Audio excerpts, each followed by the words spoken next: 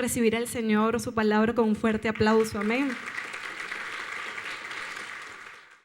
Bueno, hermanos, les quiero hablar sobre los embajadores.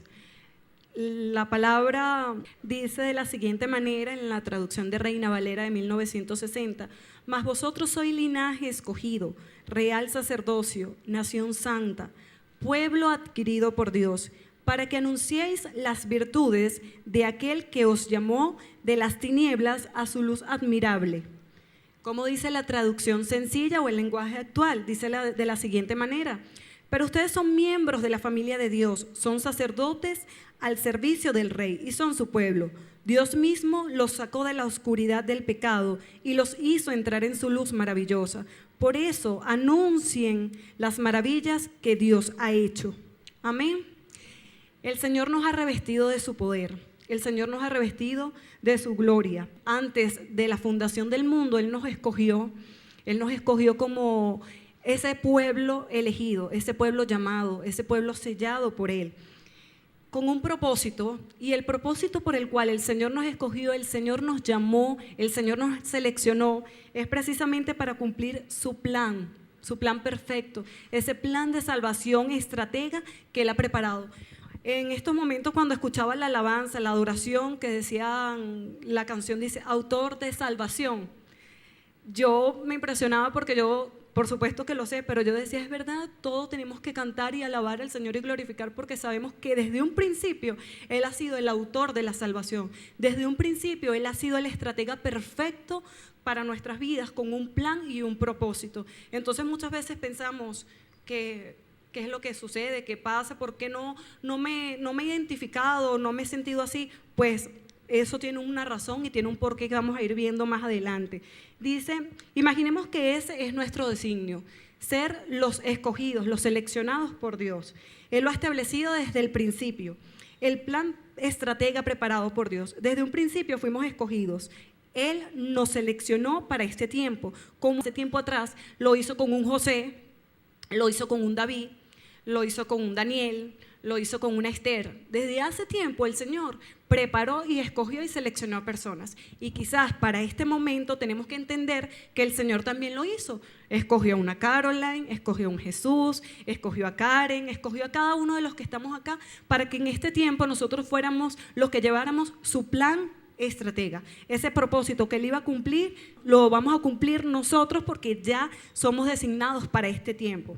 Fíjense, al igual que ellos, nosotros fuimos escogidos. Por tal motivo, estás en el lugar que estás. A veces nos preguntamos, ¿y por qué estoy aquí? ¿Por qué estoy allá? ¿Por qué nací en un lugar? ¿Por qué nací estoy dentro de esta familia? ¿O qué? Nos preguntamos esas cosas. Pero estás allí por un propósito del Señor, ya que Él mismo es quien determinó lo que tú harías en ese lugar.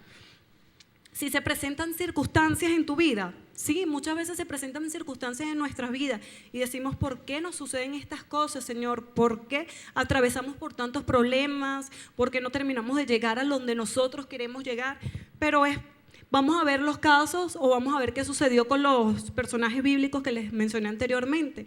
A un José le pasó así, a un José lo vendieron sus hermanos, no fue fácil para José. A una Esther estaba poniendo en riesgo su vida por salvar a su pueblo.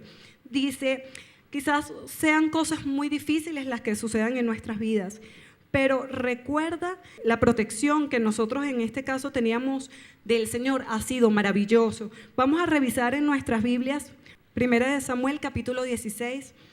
Quiero colocarles el ejemplo de David, porque quizás conocemos mucho del caso de José y sé que también conocemos el caso de David, pero quiero colocar el ejemplo de David cuando estaba en su hogar, en su casa, porque sé que algunos jóvenes o algunos nos preguntamos eso, ¿por qué nací donde yo nací? ¿Por qué estoy donde yo estoy?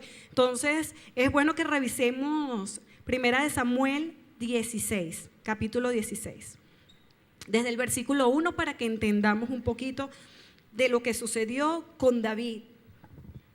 Dice, Dios le dijo a Samuel, ¿hasta cuándo vas a estar triste por Saúl? Yo lo he rechazado, así que ya no será rey. Estoy leyendo la traducción sencilla, ¿sí? El lenguaje actual. Yo lo he rechazado, ya no será rey. Mejor ve a Belén, donde vive Jesé. Ya he elegido a uno de sus hijos para que sea rey de Israel. Lleva aceite contigo y derrámeselo en la cabeza como símbolo de mi elección. Pero Samuel le dijo: Dios mío, si Saúl llega a saberlo, me va a matar. ¿Cómo se lo voy a ocultar? Dios le dijo: llévate una vaquita y dile que vas a presentarme una ofrenda. Pídele a Jesé que te acompañe cuando yo te diga a cuál de sus hijos he elegido como rey. Tú le pondrías aceite en la cabeza.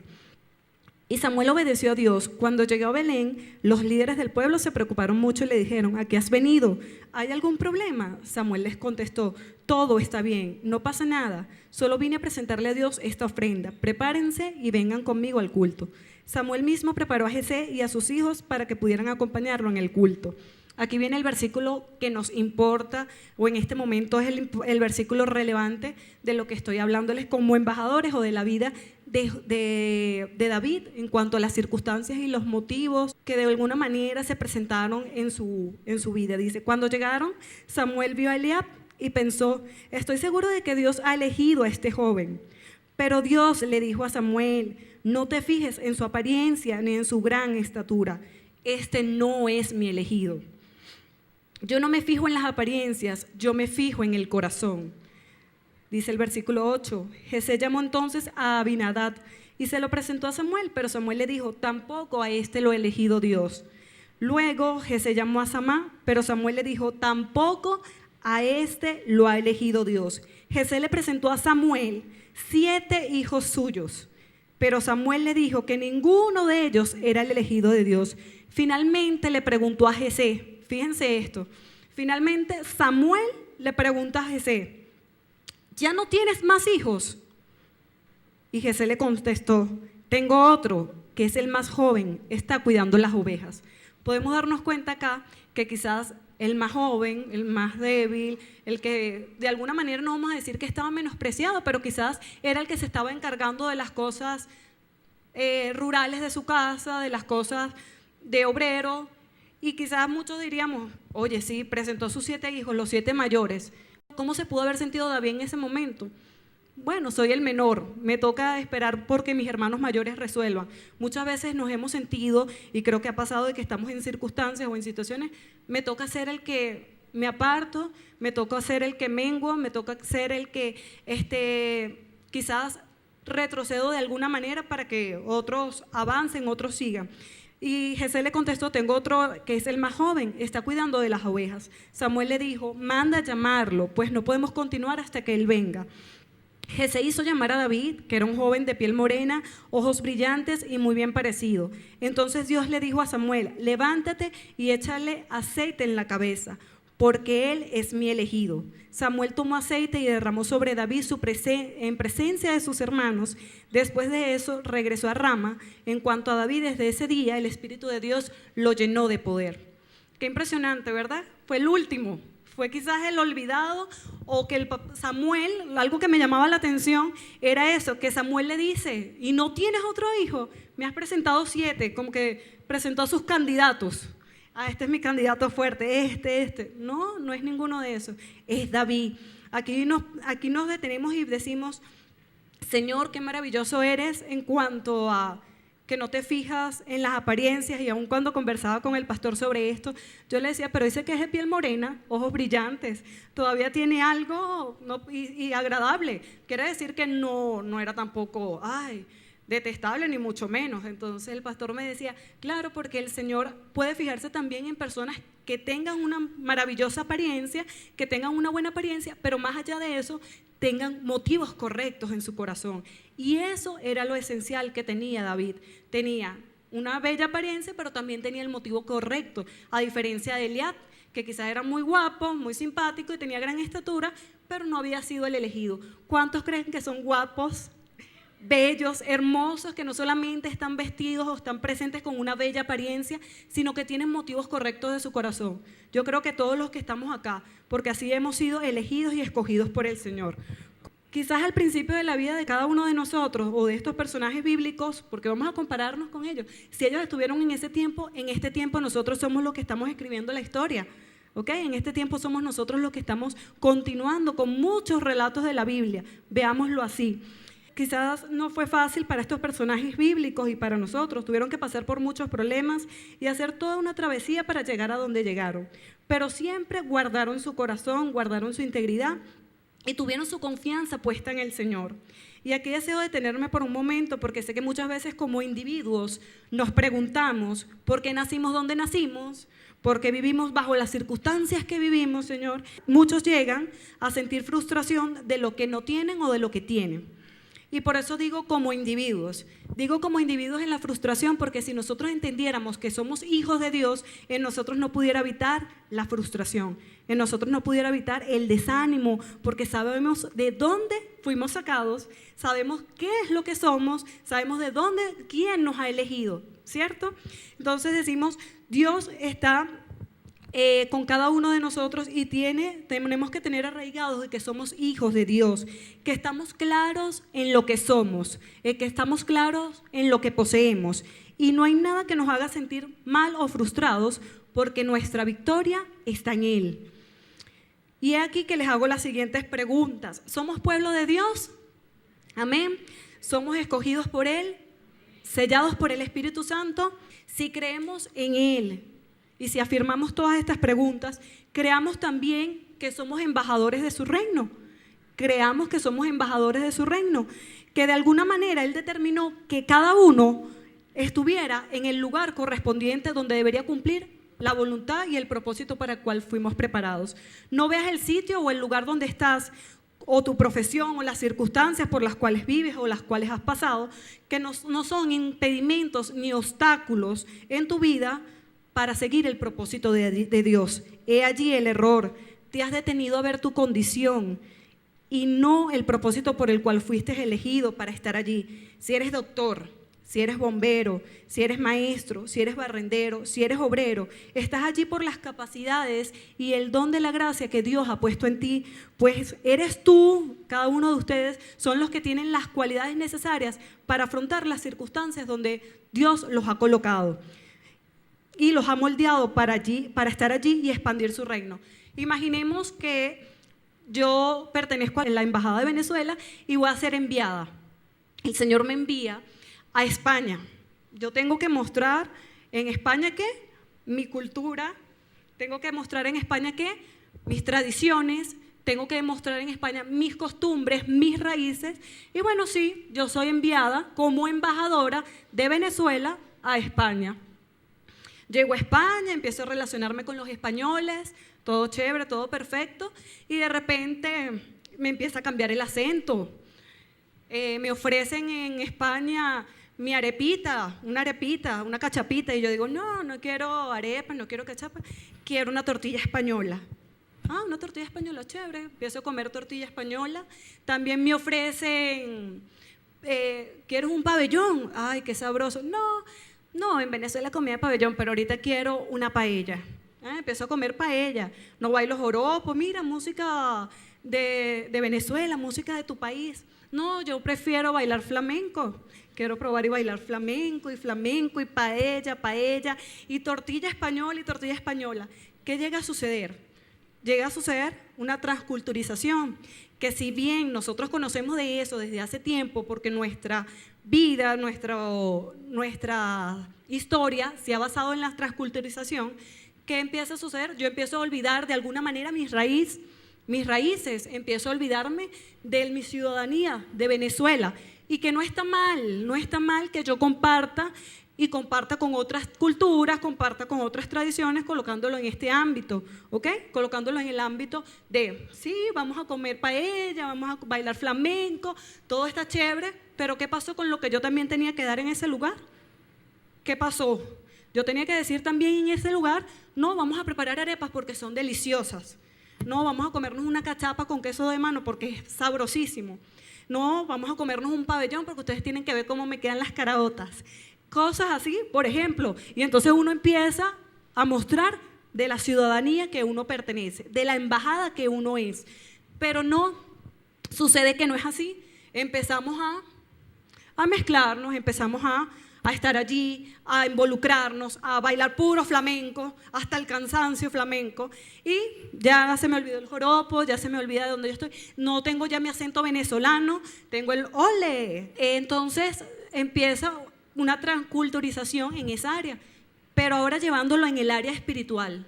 ¿Qué es lo que llega a suceder cuando nosotros como embajadores de Cristo, embajadores de su reino, empezamos a relacionarnos con el mundo. ¿Qué empieza a suceder cuando nosotros como embajadores del reino, que somos embajadores de Cristo? Amén. ¿Sí? Creemos que si nosotros somos abogados, enfermeros, todo lo que somos es porque el Señor nos colocó en ese lugar estratega y nos llenó de capacidades y cualidades para estar allí.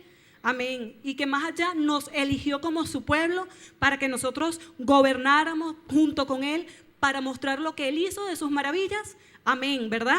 Entonces, ¿qué pasa? Nos empezamos a relacionar con el mundo. Espiritualmente nosotros como cristianos muchas veces suele suceder así. Entonces vamos a leer lo que dice Santiago 4:4 y de allí, cuando les dije en un principio que nos sentimos que es como individuos, que comenzamos a sentirnos frustrados, porque como hijos de Dios no podemos sentirnos frustrados en donde estamos, en el lugar que Él nos colocó, porque sabemos que estratégicamente el lugar donde nos colocó es parte de su plan.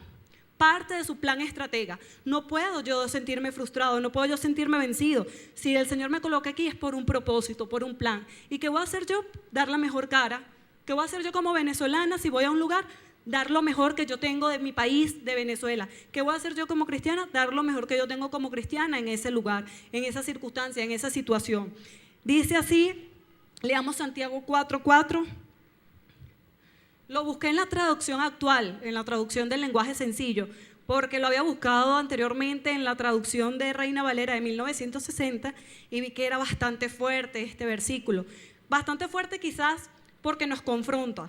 Y cuando viene el confrontamiento creo que a nadie le gusta y nos sentimos así como que, ay Señor, pero el Señor sabe lo que hace y el Señor sabe cómo lo hace, amén.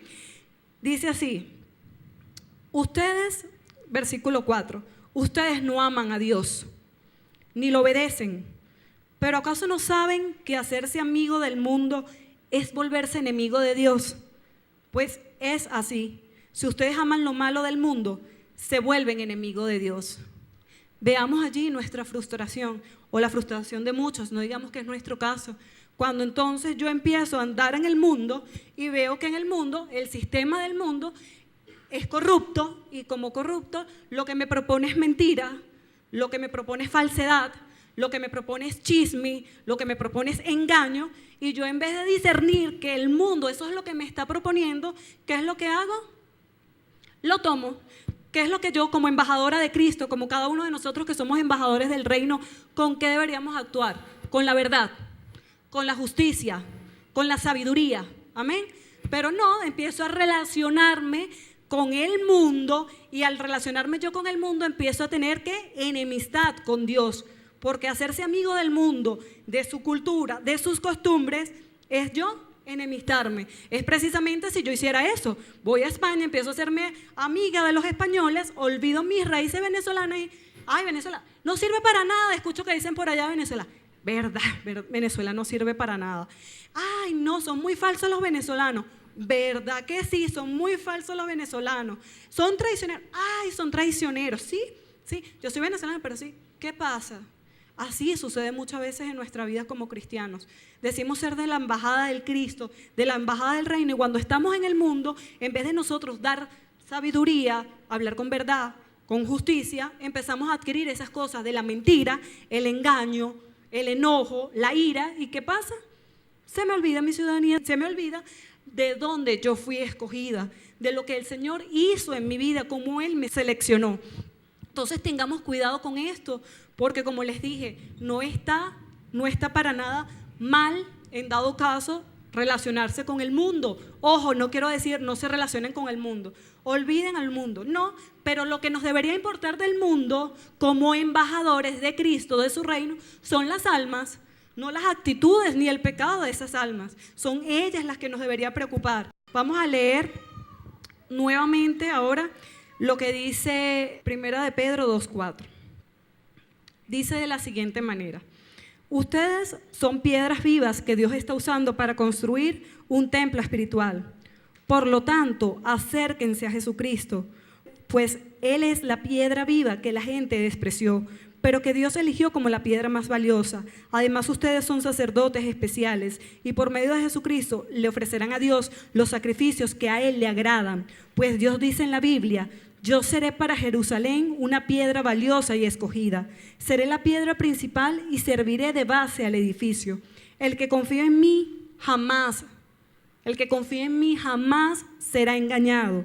Ustedes creen en Dios y por eso consideran que esa piedra es muy valiosa, pero a los que no le creen les sucede lo que dice la Biblia. La piedra que rechazaron los constructores del templo es ahora la piedra principal y también esta es la piedra por la que muchos caerán y muchos tropezarán en esta roca.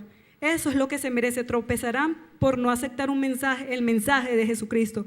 Pero ustedes son miembros de la familia de Dios, son sacerdotes al servicio del Rey y son su pueblo.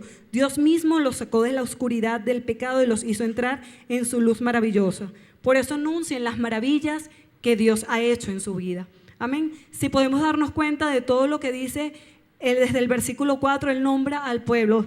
Nos nombra como pueblo de Dios, nos nombra como elegidos, como real sacerdocio escogido por Dios. Entonces, tenemos que actuar de esta manera. Creo que debemos concientizarnos un poco de la embajada a la cual pertenecemos, que más allá de ser la embajada de Venezuela o ser venezolanos, pertenecemos a un reino celestial y que si Dios nos colocó en cada lugar donde nos colocó es de alguna manera estratégico para Él, para su reino, para su voluntad.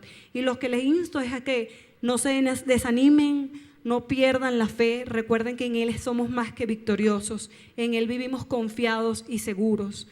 Entonces, bueno, mis hermanos, de verdad que no sé si el pastor me permite para leer allí.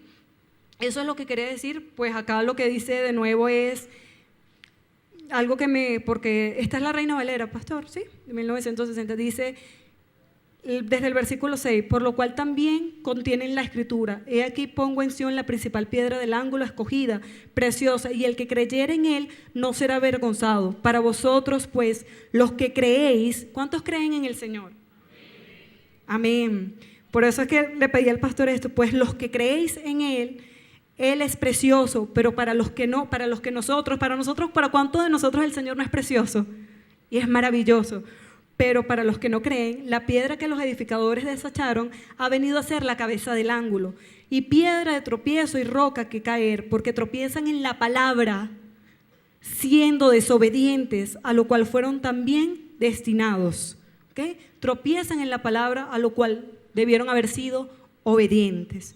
Y bueno, darles muchas gracias porque Él nos seleccionó, Él nos escogió. Ya eso debe ser algo para nosotros en nuestro corazón tan gratificante, porque fuimos escogidos y fuimos seleccionados. Amén.